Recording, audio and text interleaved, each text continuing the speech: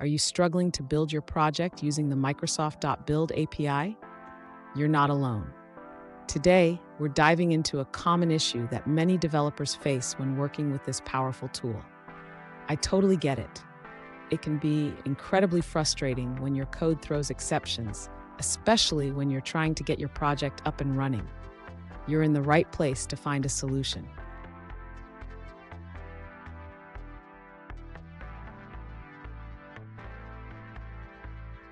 Here's the situation we're addressing. A user recently asked, "Why am I getting an internal MS Build error when trying to build my project?"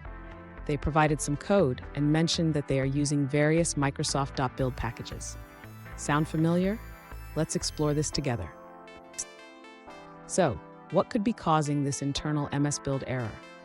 It often relates to version mismatches or missing dependencies in your project setup. Let's break it down step by step to identify the root cause. And stick around. I have a crucial tip at the end that could save you from future headaches when working with Microsoft.Build. To address the internal error the user is encountering, we will first check the version compatibility of the Microsoft.Build packages. It's essential to ensure that all packages are compatible with each other. Next, the user should verify that the project file path is correct. An incorrect path can lead to issues when trying to load the project instance.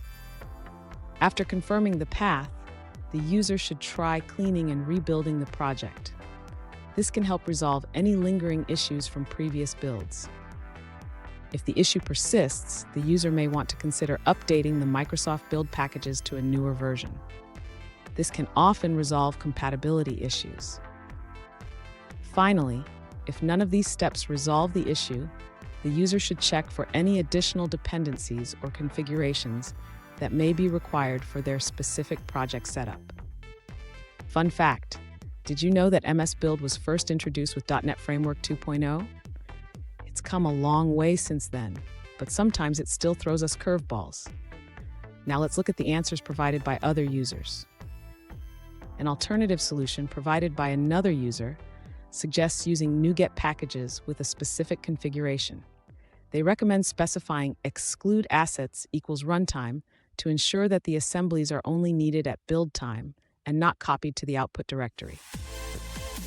Here's the crucial tip I promised. Always keep your packages updated and check compatibility before starting a new project.